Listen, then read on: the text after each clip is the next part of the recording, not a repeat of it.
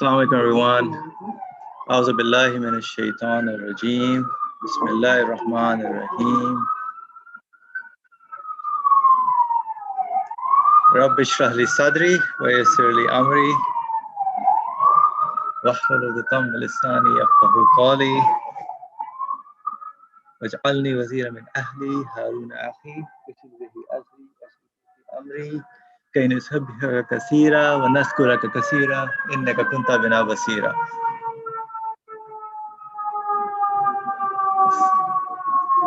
Allahumma salli ala Sayyidina wa Maulana Muhammad wa ala ali salli ala Sayyidina wa Maulana Muhammad wa salli alayhi. Assalamu alaikum. A lot of background noise on a Sunday afternoon. Please pardon me for that. All right, so inshallah, we're going to continue with the second part of the supreme sign, which is the seventh ray. And this is the supreme sign, the second chapter, looking into the journey of us human beings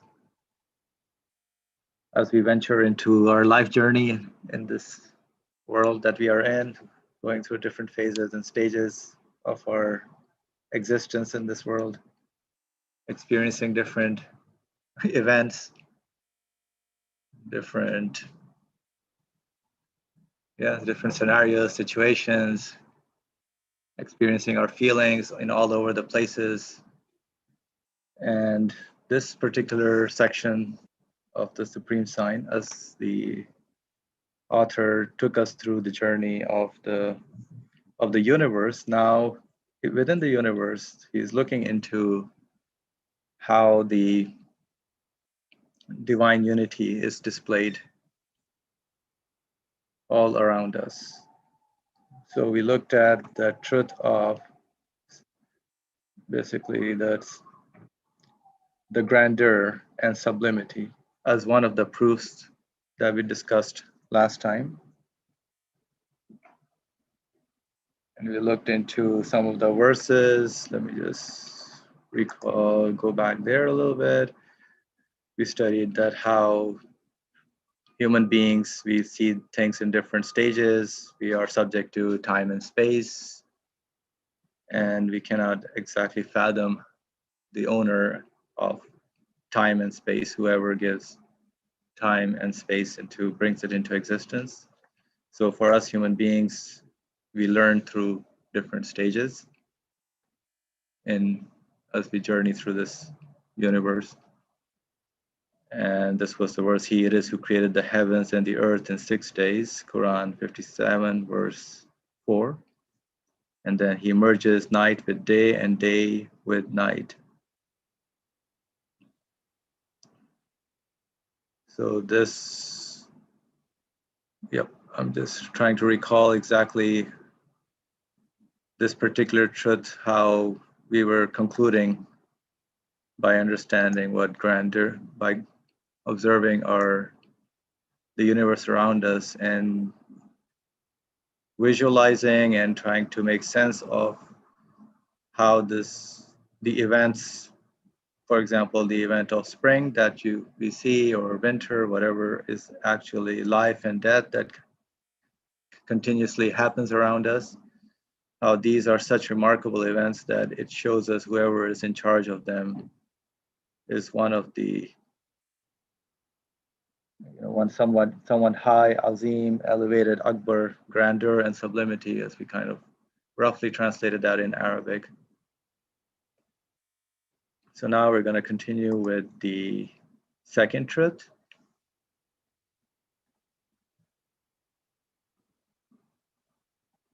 Page number, please. Page number is 177 of the Race book.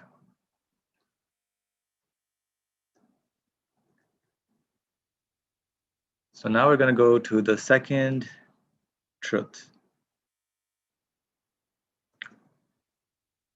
So the second truth, the absoluteness, the comprehensiveness and appearance in infinite form of the dominical deeds seen at work in the cosmos. So the second truth is looking at the absoluteness, the comprehensiveness, and the appearance in infinite form of the dominical deeds seen at work in the cosmos. It is only God's wisdom and will that limits and restricts those deeds. It is only God's wisdom and will that limits and restricts those deeds, as well as the inherent capacities of the objects and places in which they manifest themselves. Stray chance, dumb nature, blind force, unconscious causality, and the elements that, without restriction, are scattered in every direction.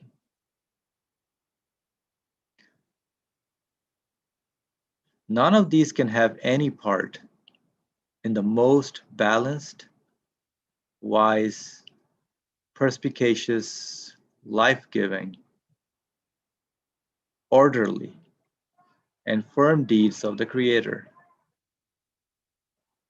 They are used rather by the command, will, and power of the glorious doer as an apparent veil to conceal his power.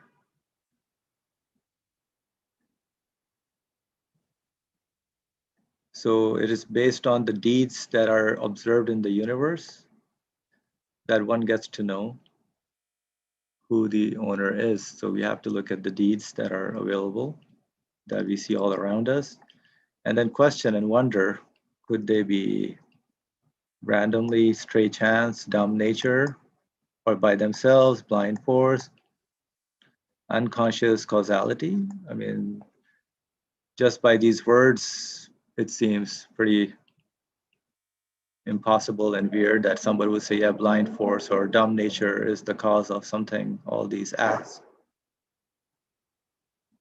But we see that within the way the system or the order in the universe functions, there is a veil that is there. And all these elements that are in works give the appearance that they are basically the causal, I don't know the exact word, but apparent causes, I would say. They seem to be apparent causes, but when you wonder and question them, do they possess any quality to produce the results? And then we see that they themselves are in need of being given existence. All the things that we may see as being pertaining and being in close proximity or associated with whatever the result is, shows that it cannot be the source of that. And there's a wisdom in there. It is only God's wisdom and will that limits and restricts those deeds, as well as the inherent capacities of the objects and places. So somebody, whoever is in charge of them, gives them whatever qualities and according to the level by his will. Everything is given accordingly, whatever the qualities and where they're manifested in accordance with the will of the one who owns the whole universe. So let's look at some examples and we can discuss this. 3 out of innumerable examples, we will set forth 3 from among the numerous subtle points that relate to the 3 deeds indicated in 3 continuous verses in Surah Al-Nahl. The first, your sustainer inspired in the bee that it should seek a dwelling place in the mountains.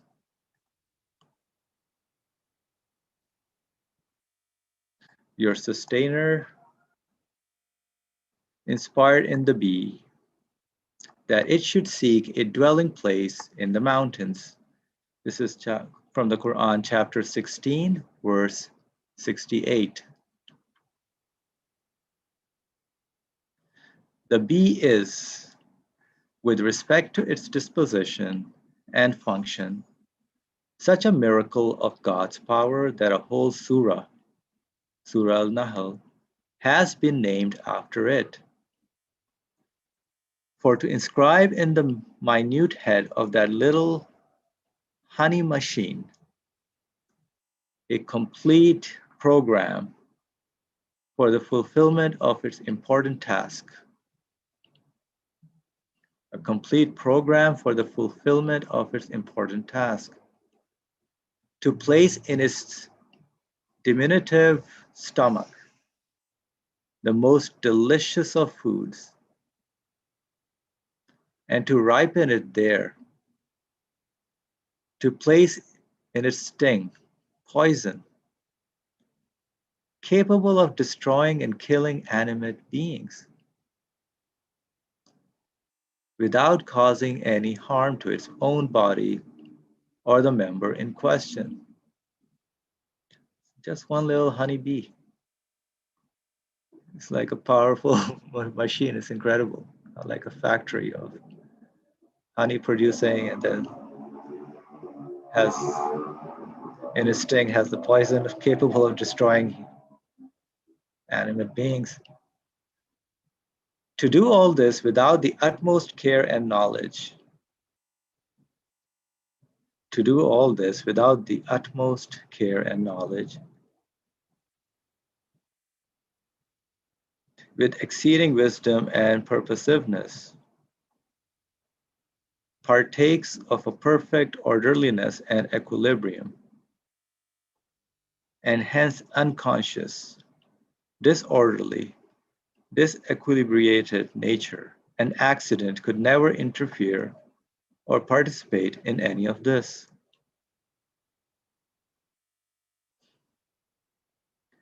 So all the functions of this honeybee shows that it is taken care of with the most care and knowledge. It shows the wisdom and purpose as we human beings and the flowers benefit, the whole ecosystem of the universe benefits from their whatever they're doing, partakes of a perfect orderliness and equilibrium. And that's why unconscious, disorderly, disequilibrated nature, an accident could never interfere or participate in any of this. The appearance and comprehensiveness of this divine craft, the appearance and comprehensiveness of this divine craft is a work, it's an art of the one who made it, the whole act of the honeybee or any other thing. Everything is the work of the one who has made it, who has given it existence.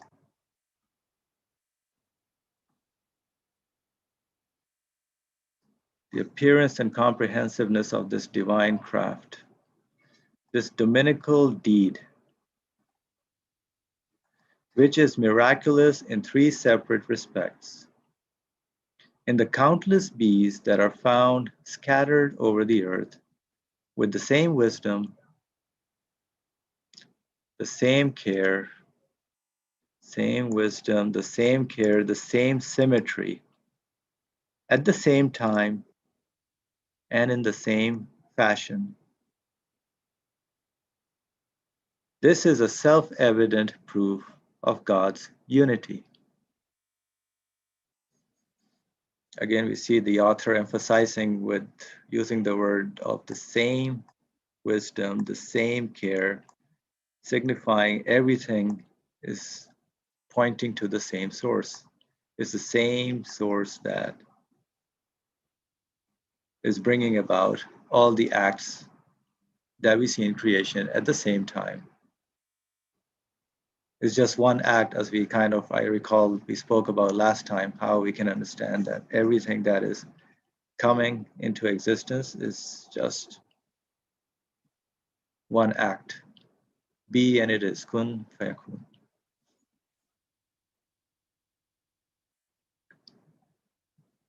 So I'll take a pause here. If anybody would like to share anything, please feel free to do that. But we'll go towards the next second verse also and see the example, how the author kind of deciphers it. Inshallah, let's do that. The second verse. There is for you a lesson in cattle. From what is within their bodies, between excretions and blood. What is within their bodies, between excretions and blood, we produce for your drink, milk, pure and agreeable to those who drink it. Quran chapter 16, verse 66. So the lesson from the cattle. What is within their bodies, between excretions and blood, something that's pure, a drink that is pure and agreeable. And we call it milk. And we human beings and many other animals benefit from it. So this verse is a decree overflowing with useful instruction to place in the nipples of cows, camels, goats, and sheep, as well as human mothers, in the midst of blood and excrement, but without being polluted by them, a substance the exact opposite, which is pure, clean, pleasant, nutritive, and white milk, and to inspire in their hearts tenderness towards their young. Inspire in their hearts tenderness towards their young. So one has to wonder where that sense of care comes towards the young ones in all mothers. Everything has been inspired to their hearts towards their young, that is more pleasant, sweeter, and more valuable than milk.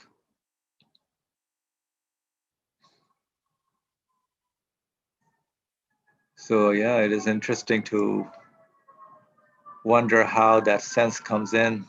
Where does it come from? Is it like the cells of the mother or some material part of the mother?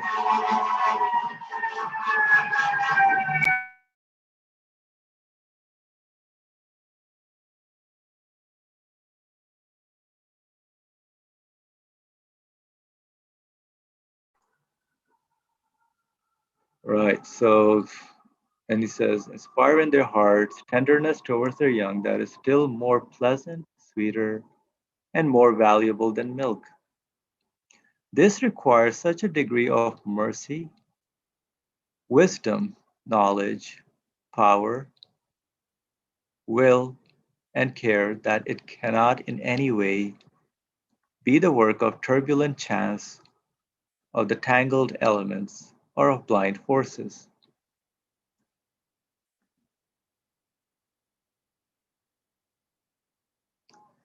The manifestation, workings, and comprehensiveness of so miraculous a dominical art, and so wise a divine deed, all over the face of the globe and in the countless hearts and breasts of innumerable mothers of hundreds of thousands of species, in the same instant, the same fashion, with the same wisdom and the same care. This too constitutes a self-evident proof of God's unity.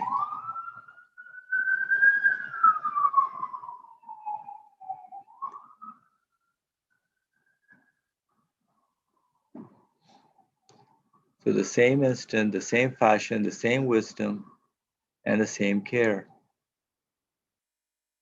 All this shows us as a proof of God's unity.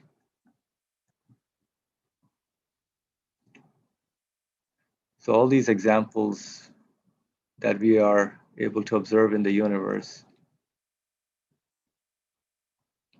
are showing us, pointing to us to pay attention to them, as they are the proofs for us to establish and be confirmed, to have our conviction in the absoluteness and seeing the divine unity in everything.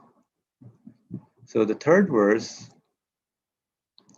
from the fruits of the date palm and the vine, you take sugar and find nourishment. Verily, therein is a sign for a people possessing intelligence. This is Quran chapter 16, verse 67. From the fruits of the date palm and the wine, you take sugar and find nourishment. Verily, there is a sign for a people possessing intelligence. People possessing intelligence. One has to wonder and reason about how can they explain the phenomena, the deeds that are going on in the universe. So this verse invites our attention to the date and to grapes, saying, for those of intelligence, there is great proof, argument, and evidence of the divine unity in these two fruits. These two fruits yield nurture and sustenance, fresh and dry fruit, and give rise to most delicious forms of food. Yet the trees that bear them stand in waterless sand and dry soil. The trees that bear them stand in waterless sand and dry soil, and are thus miracles of power and wonders of wisdom. They are each of them like a factory producing sweet sugar, a machine manufacturing honey-like syrup,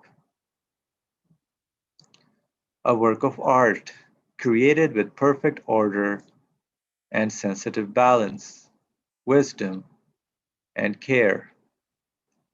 Hence, anyone with a grain of intelligence will say on contemplating them, the one who made them in this fashion may very well be the creator of the whole cosmos.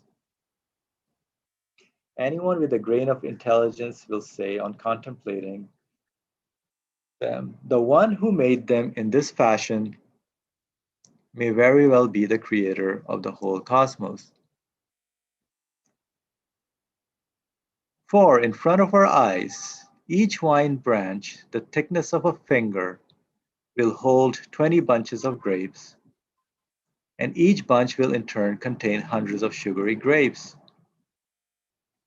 each like a little pump emitting syrup, to clothe the surface of each grape with a fine, delicate, thin, and colorful protection,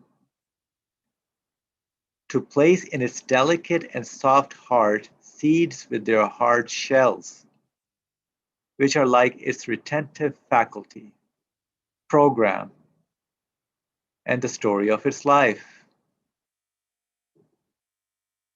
Yeah, so we just spit out those seeds, but they are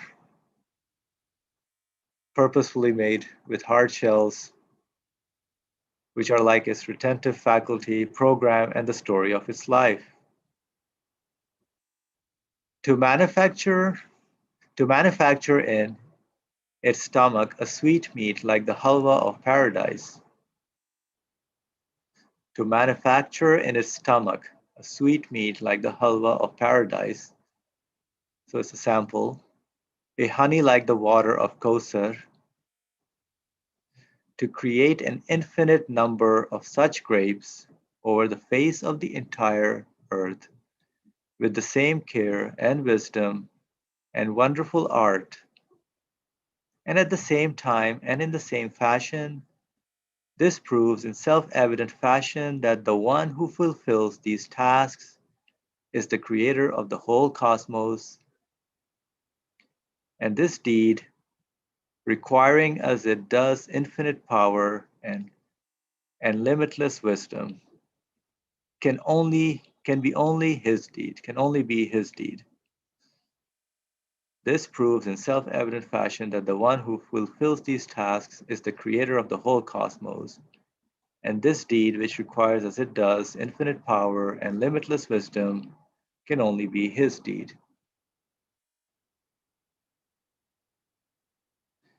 Yes, blind and stray, disorderly and unconscious, aimless, aggressive and anarchic forces, nature and causality, cannot have anything to do with this most sensitive balance, this most skillful art, this most wise scheme.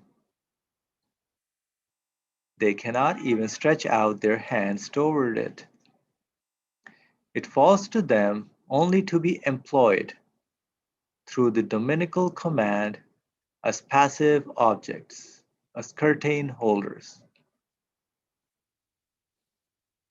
It falls to them only to be employed through the dominical command as passive objects, as curtain holders. So basically, always receiving commands by their owner. Just like the 3 points proving divine unity contained in the 3 truths indicated in the 3 verses, the countless manifestations and workings of infinite dominical deeds attest unanimously the unity of a single one of unity, the all-glorious one. So I'll take another pause here to see if anybody would like to share any comments. But I think these examples with the verses are simple to understand as we see them around us. I mean, the bees and whatever you may have chickens, ducks, whatever you have seen, the birds, mothers, everyone gets their inspirations and they perform their duties and tasks accordingly. Same thing with the example of how for example, the cattle and the milk out of between blood and excretion is something that is so different, distinct, and clean and pure, white milk. It's amazing, like cow eats something grass or whatever, mothers eat whatever they eat. Cherries, potatoes, cucumbers, whatever they eat. And then how does that give rise to whatever, something as pure as milk? And the whole universe, we are just consuming left and right, taking advantage of whatever is available, but we have to wonder how and who is arranging and organizing whatever we are benefiting from in this world. All sorts of, each fruit is like a factory, fruit, vegetables, whatever, superfoods, whatever diets one may follow. So that is, all these examples are basically showing the acts and constitute how one human being can reason that all this is, where are they coming from? All these acts, how does the bee know what to do? How come the system is organized so that it is designed in a way that gives honey?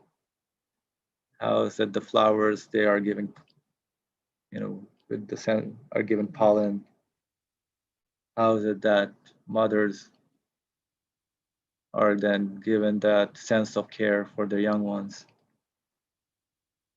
It's an unbelievable, incredible universe that we're living in. And they are all signs for us to wonder and realize who is actually the owner and the one who is organizing it, how he's calling us to get to know and love him more and more. So, any Brother Ali, please go ahead. Assalamu alaikum wa rahmatullah. The subject of the text that we are reading here is the absoluteness and comprehensiveness of the Creator. I think the author approaches the text from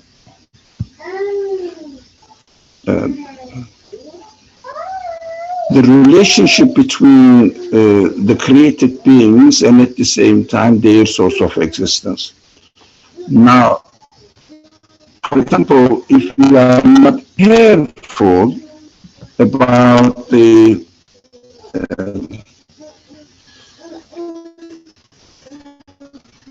no, some things are too much.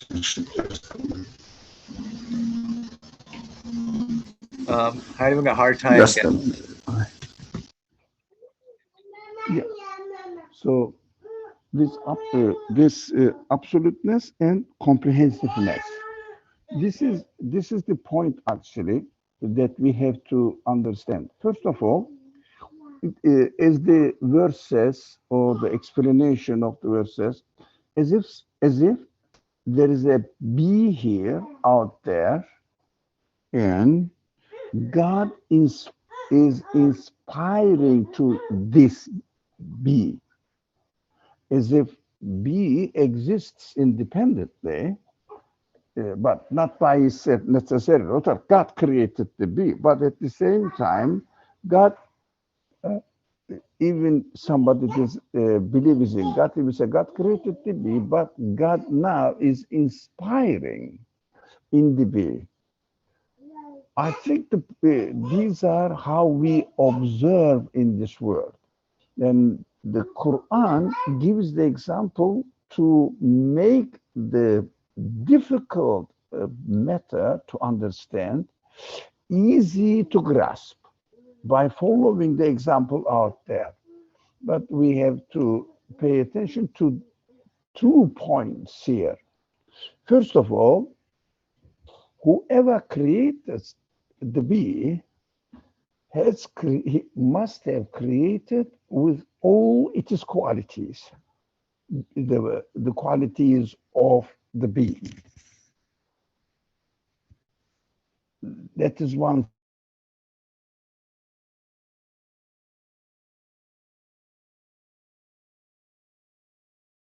We don't hear you, Brother Ali.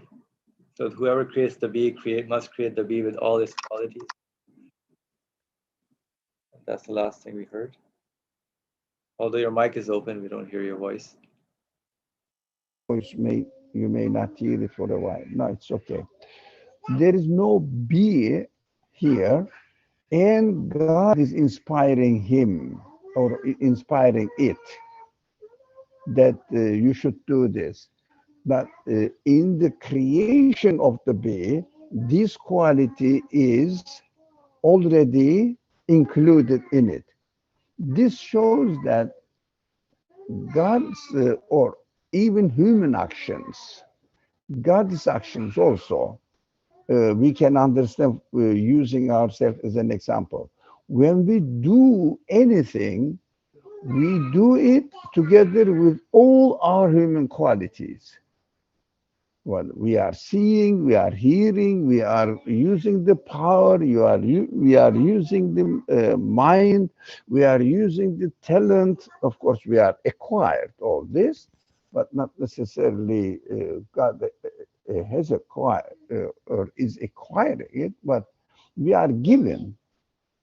But the creator uses all his qualities, must be using all his qualities as he gives the existence to anything, including whole universe or cosmos or an individual part in it.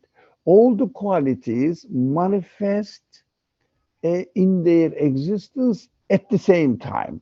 But we may see some of them more apparent for us than the other. That, for example, when you see a C, a B, it is more uh, interesting for us to see that how can they not lose their way, their path, their home address?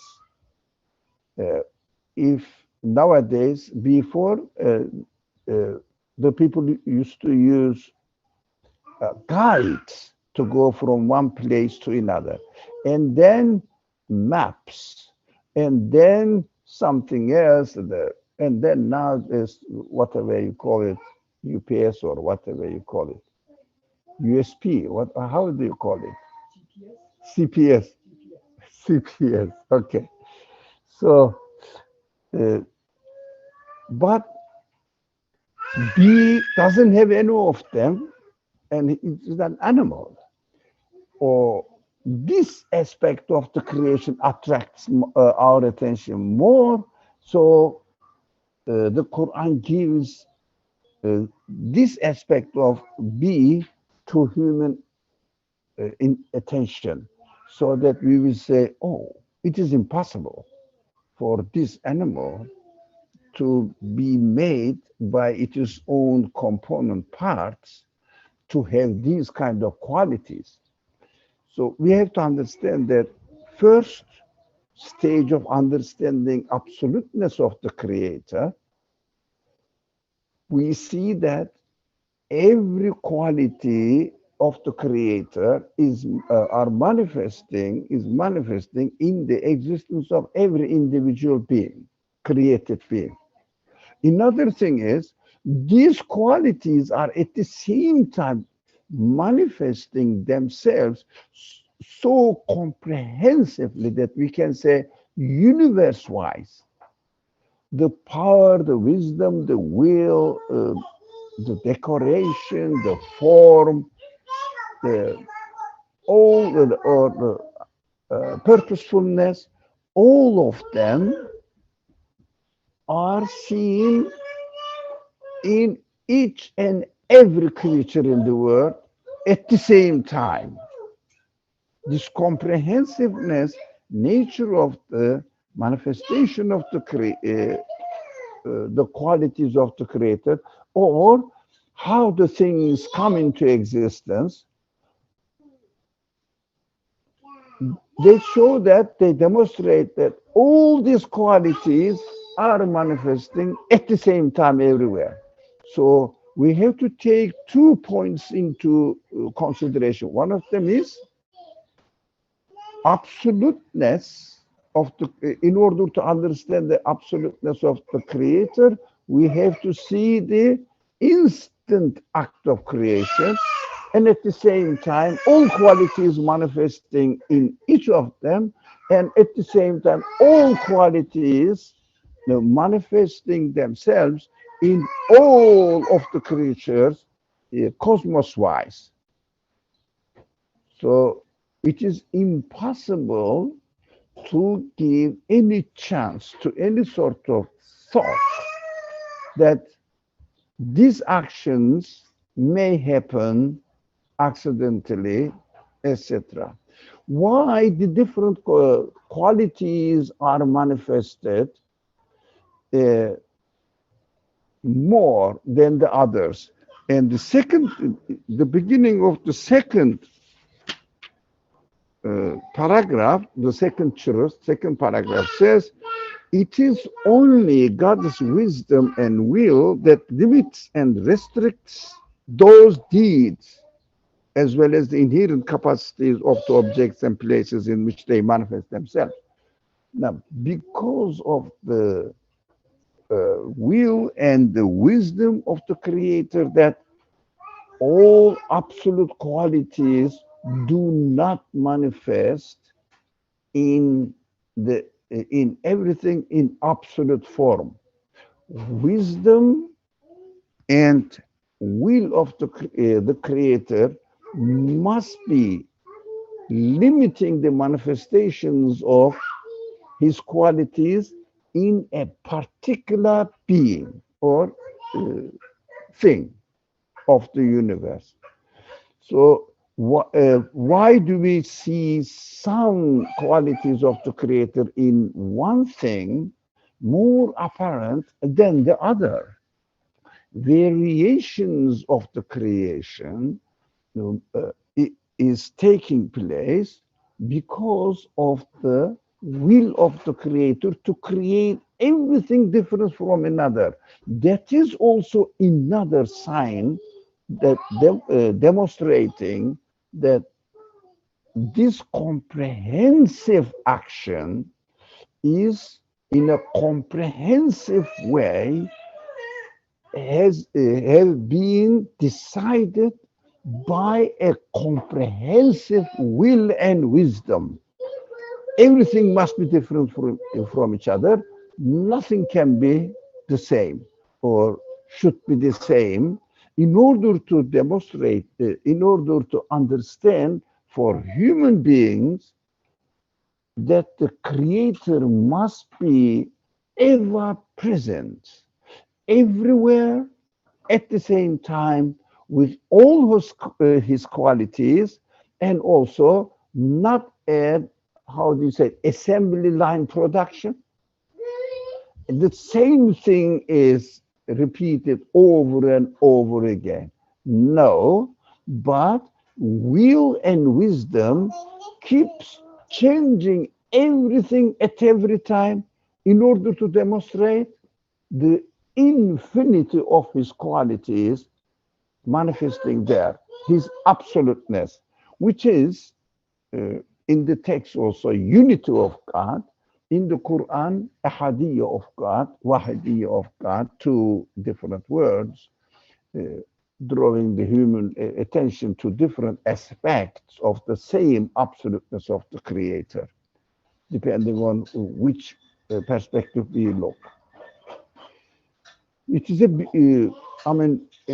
impossible to deny the reality, but of course we have to have our reasoning, and before this, we have to have the pure intention, unconditioned intention that I will look at the word and try to see how it is coming into existence so that I will understand what is the source of existence of this world.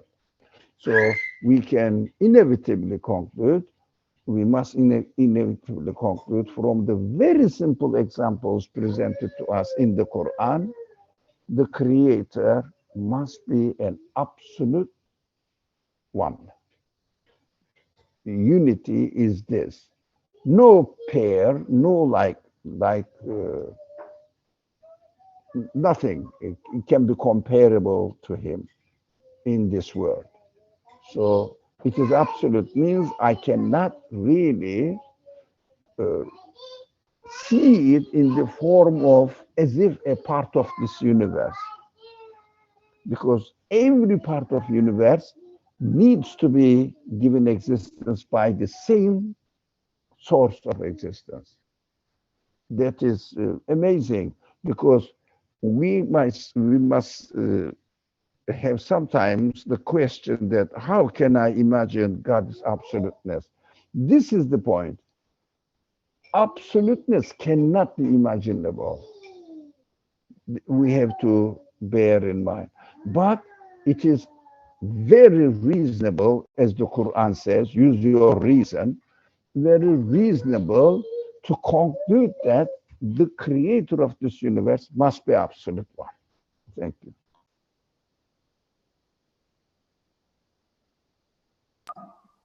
Thank you, Brother Ali, for sharing that. Would anybody else want to share any comments?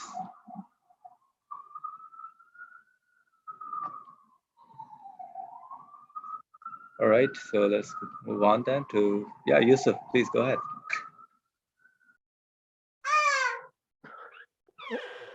very quickly, I just wanted to highlight that the verse that I shared in the chat. So since the author was alluding to when he's talking about grape, he said it is like the halwa of paradise. So this reminded me of how Quran is depicting paradise with rivers of water, honey, milk, and wine flowing through.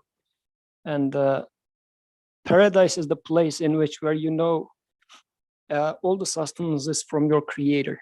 So like there is no causal relationship. You know that even if it's a river of honey, you know that this is grace of your creator that's flowing right there. And as the author is now describing, the honey that's being cooked in the stomach of a bee, or the sweet honey-like compound that's being cooked in the belly of a grape, is actually creator's creation, which is happening out of nothing. He is the one that's creating it. It's not that a prior cause is creating it. So in a sense, every moment in this existence, there is a river of honey flowing, pretty much like as the normal rivers, like the rivers of water coming out of a stone, like a cave of a mountain. These rivers are coming out of stomach of a bee or stomach of a grape, but pretty much coming out of nowhere. So, but flowing to this existence, for believer will see with the sight of belief that actually this is happening right in front of my eyes also. There is a rivers of honey is flowing even in this existence. But I can only see this if I look with the sight of belief. And the author in here is saying that constantly, and since this action is happening across the globe everywhere. So, and this is an indication of oneness of the creator. And once I get the oneness of the creator, and again look back at the same thing, I find myself in paradise. So I just wanted to highlight that. And this is from chapter Muhammad. I think verse number was 17. Before and after of these verses are also interesting because Brother Ali was asking the question, why would someone, I mean, seeing even after the honey is coming out of belly of a bee, or this grape is coming out of dry earth, how could someone deny the creator after seeing all these? And interestingly, the same question was as if asked in everybody's mind. The following verses in Surah Muhammad, around verse number 17, is having this conversation in there. Why would someone really, I mean, honestly, if you ask the question, why would someone deny such a clear proof and then still say that, no, it happens by chance and whatnot? So it can only happen if somebody is already predetermined to say no and still listen to the arguments, and after listening to the arguments comes out and says, what's all that about? Come on, this is funny. Sort of an attitude without any basis, but just out of some whims and wishes that doesn't want to accept or admit the truth.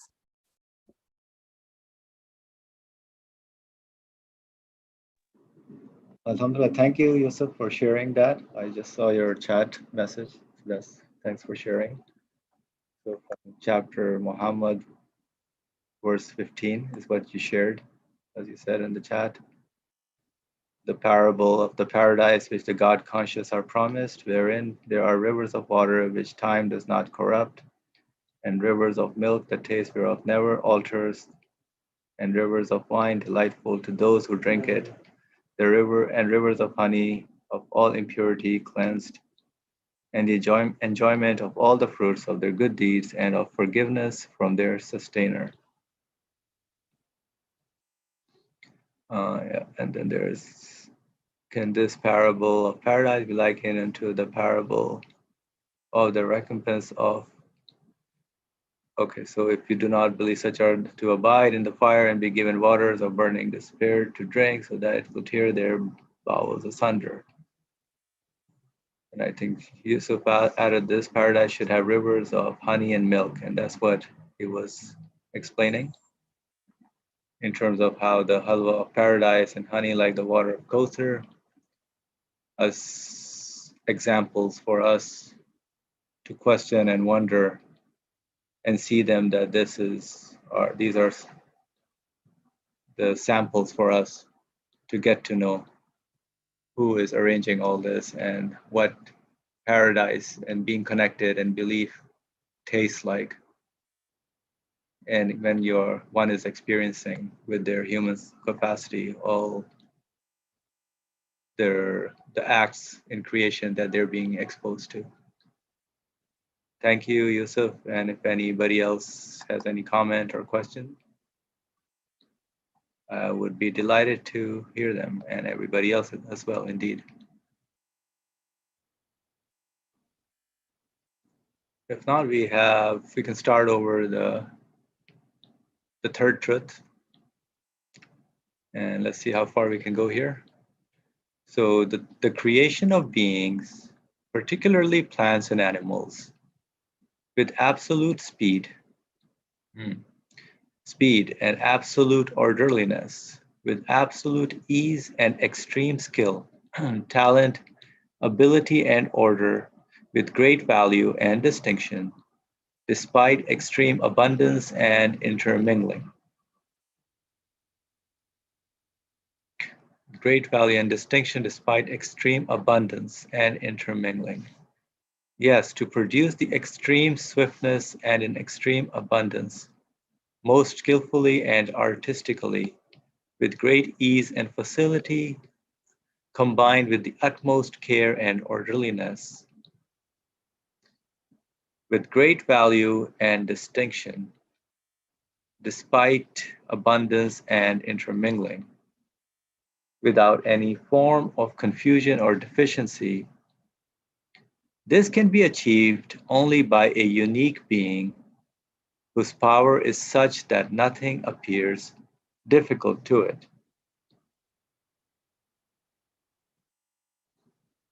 For that power, it is as easy to create stars as atoms, the greatest as the smallest, a whole species as a single member of a species, a sublime and comprehensive, universal as a restricted and petty particular. For that power, it is as easy to create stars as atoms, the greatest as the smallest, a whole species as a single member of a species, a sublime and comprehensive universal as a restricted and petty particular. It is as easy for him to revivify and quicken the whole earth. It is as easy for him to revivify and quicken the whole earth as to do the same with a tree or to erect a tree, as tall as a mountain as it is to produce a seed no bigger than a fingernail. All of these deeds he performs in front of our eyes.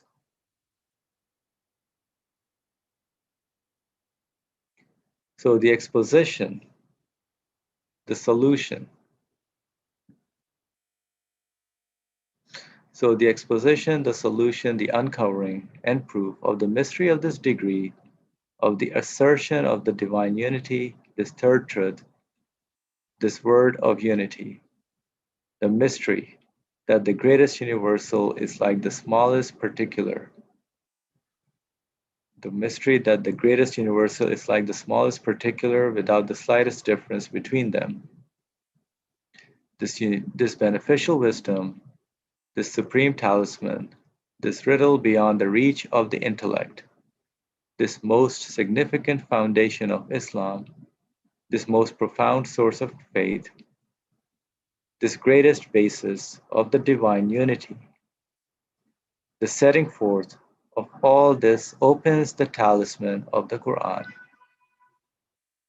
The setting forth of all this opens the talisman of the Quran and makes it possible to know the most secret and unknowable riddle of the creation of all beings, a riddle that reduces philosophy to impotence.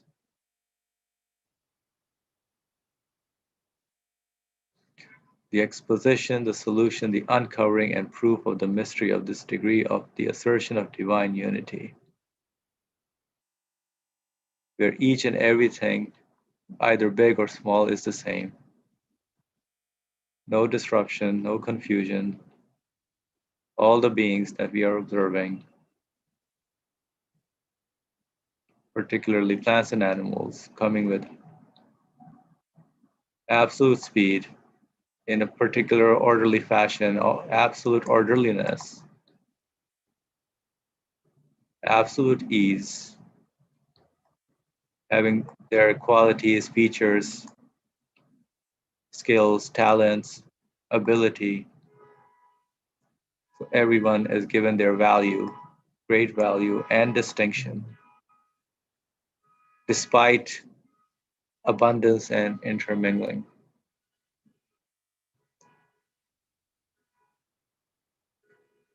So something to think on, to produce with extreme swiftness and in extreme abundance. For as Brother Ali kind of mentioned, all these events that are happening for us happen in time and space moments. So for us to actually comprehend based on what we're exposed to in terms of how in a timeline things are happening as we see it. But when we are reasoning and we're trying to understand how they are related and tie into the one who is bringing them about, and we see the absoluteness, divine unity of whoever is bringing all these things into existence, we can only say Allahu Akbar to the absoluteness of the being who is not subject to time and space and who brings everything for us. Things are being brought into existence but I cannot say that for the absolute. It's just there, be and it is. So any final comments before we close this session for today? Inshallah, we'll continue with the third truth next time, inshallah.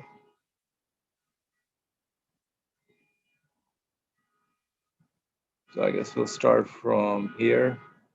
If not, yeah, we can go over the third. All right, so thank you everyone, inshallah. Bismillah ar-Rahman ar-Rahim. Subhanaka la ilma lana illa ma alamtana innaka antal alimul hakim. Wa akhiru da'wana alhamdulillahi rabbil alameen. Mutasirati al-Fatiha.